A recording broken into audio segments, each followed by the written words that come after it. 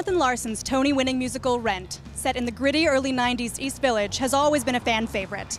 Now it's back on the New York stage, and we're here at New World Stages to check out this highly anticipated revival. Rent back on the New York stage. People are kind of dying of excitement. Were you a Rent fan as a youngster?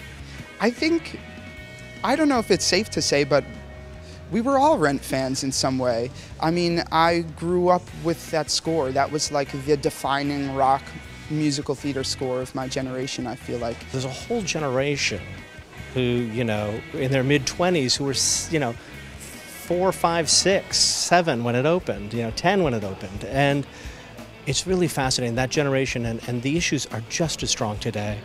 I definitely was a Rent fan. I saw the show for the first time when I was 11. I was always a Rent fan when I was younger, ever since I was 12, and ever since then I wanted to always play Angel, and now I finally got the chance, so. I went to see it and I just fell in love. It's just something that hit me that I was just like, I need to play this role, I can do this. Tell me about working with these vets and this really seasoned, wonderful director. I just have to come in every day, just breathe, and just go in and just be open and learn. What do you think it is that people really hook into about this piece? Because it's so beloved and iconic. People just fall in love with it. What about the story is so engaging? I think that the main theme of the show is, love wins, overall.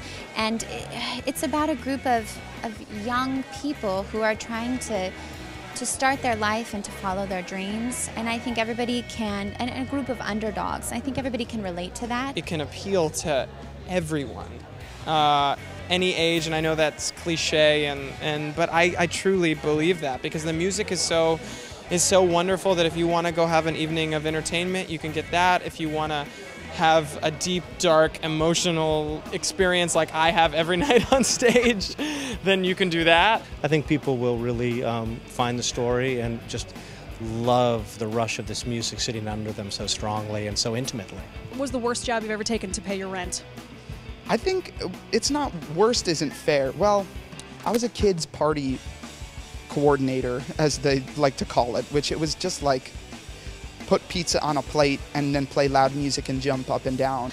At one point I was working at a law firm, I was working as a hostess, I was working at the Kills counter at Bloomingdale, and I was babysitting. I danced every weekend at bar mitzvahs, and I was a head in the table, I was Barney at Penn Station, I was a a super Power Ranger. I was a cocktail waitress. Well, let's see. Yeah, that was probably the worst. I was an RA in college, and that was a little bit painful occasionally. Somebody had a little accident in the hallway by the elevator. I also worked at Starbucks, which was a friendly company.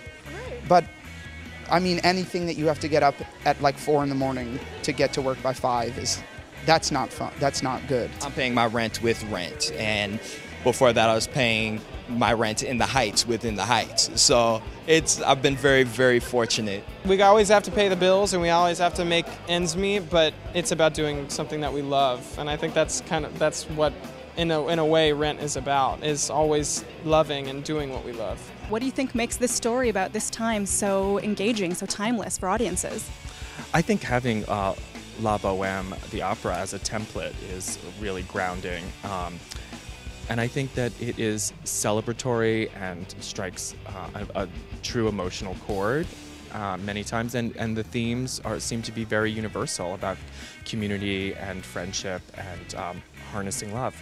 It's the story of love and companionship and family and community, and who doesn't want to hear about all of those things? Who doesn't want to feel like they're a part of that for 2.5 hours? Rent will always have a reason to be in New York City, and hopefully we'll be here for a very long time.